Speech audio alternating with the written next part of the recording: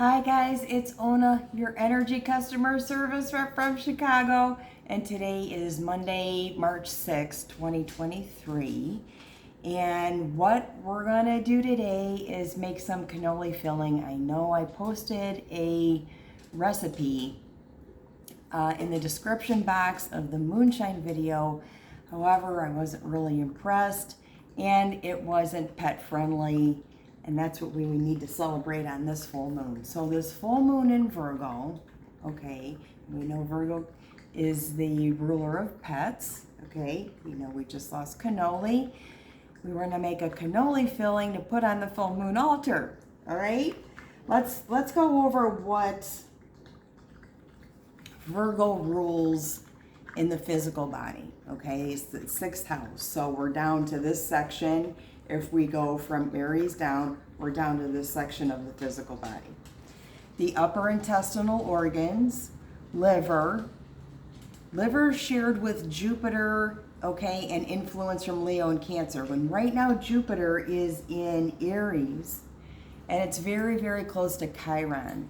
So if you watch videos on the astrology of the happenings that are going on right now, this Jupiter-Chiron conjunction is strongly influencing that craving, addiction, escaping kind of vibe. So when they say watch for a tendency to go overboard, that's that description. And it falls into this full moon of Virgo because Virgo partially influences that liver area, okay?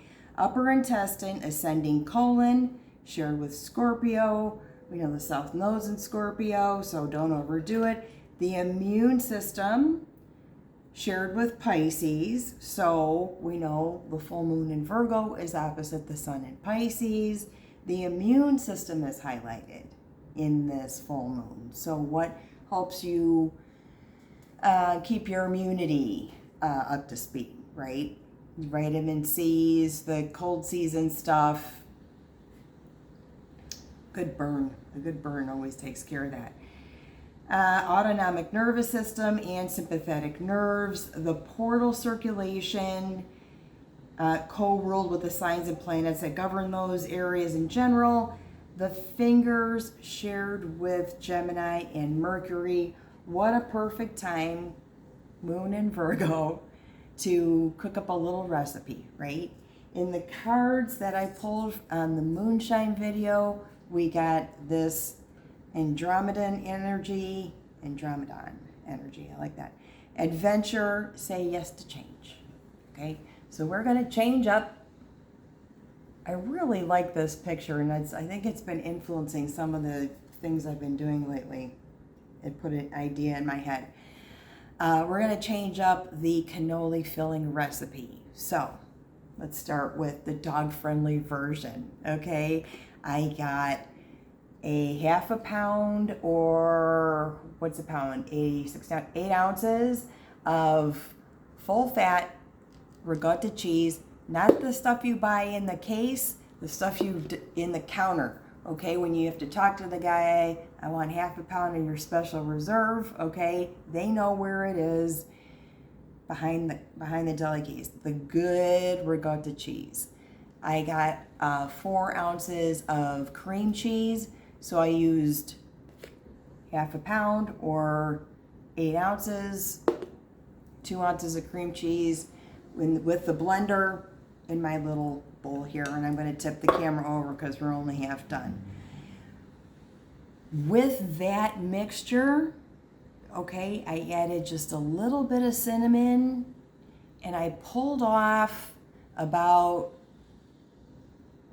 3-4 tablespoons, depending on how Giblets does in his star reward chart. Okay, so he's got a little off to the side. There is your dog-friendly version of cannoli filling. Okay, so this will be for Giblets.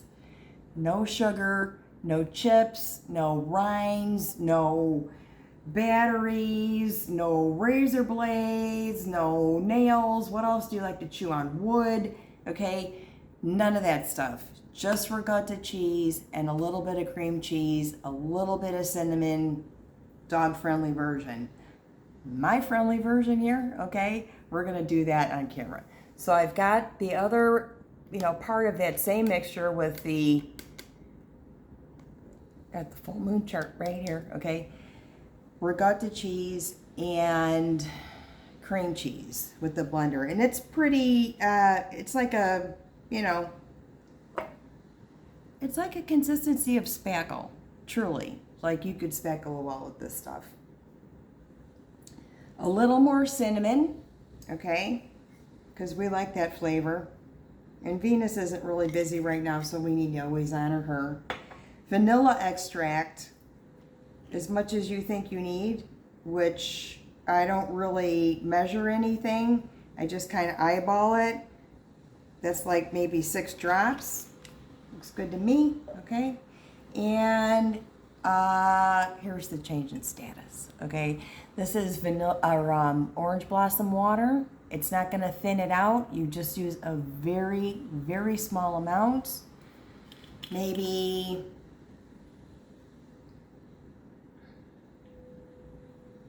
like half of a capful. Yeah, that's enough. I don't want to put too much because that can overpower everything. I also have mint water. If you want to use that, you can use that. What I did was, I don't have any fruit rinds, but I had dates. So I chopped up the dates. This is our, our different version, not one that you find in any, I'm afraid I might get in trouble with any Sicilians out there. You know what I mean? Like, it's so off the chart wrong. Milk chocolate chips. Come on, people. We don't like dark chocolate in this house. Giblets. You don't even know what chocolate tastes like, but trust me, you would not prefer the dark stuff over the milk, okay? I chopped up some coconut I found underneath my cabinet because I was looking for something to put in there. And powdered sugar, but I don't have powdered sugar. So I put my sugar in the coffee grinder thing, and it's powdery. So that's how the consistency of it. So my special sugar, okay, and I don't measure that so much. I just kind of throw that in. It's kind of all I had left. It was like maybe this much. So maybe like that much sugar, okay, in there. And you just kind of throw it together. Start giving that some body. This is going to be the best cannoli filling like ever, okay? And I like that orange blossom water because it reminds me of spring. So that's going in, and then a little bit. You're supposed to use lemons. I don't have any, so we're going to use lime, okay? And just the rind a little bit. This is a small batch. You know, if you were making cannolis, this would make maybe 4 or 5 cannolis. And I'm not doing the whole thing with the shell and frying it and stuff. This is a spoon in the dark kind of food over the sink, okay, at night. Or maybe in the morning, I'll have some with my coffee in the full moon. We'll have a little chat, right? So that's it. And at this point, you know, just mix it, and it's going to be a little bit looser than you kind of like it. It's cream cheese is going to adapt to its temperature. So when the cream cheese is warm or room temperature, it's going to be softer. When you put this in the fridge to set, you can, you know, it'll be more viscous. It'll be stiffer. So you get all your goody stuff in here now. Can't really add it in later. And I have nuts and stuff like that. And then I have a bunch of spoons because I start taste testing along the way. See what's going on.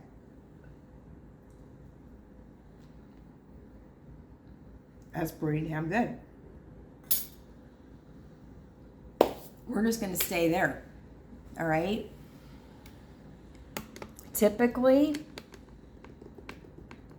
well, Okay? Typically in any, let me try to move this camera up.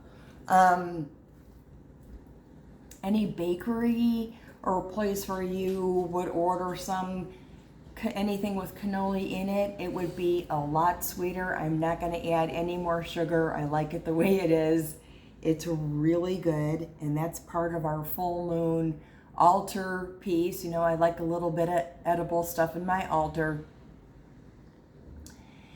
And we wish you guys a very, very awesome full moon. And we are honoring our little cannoli who passed on 2/23/23.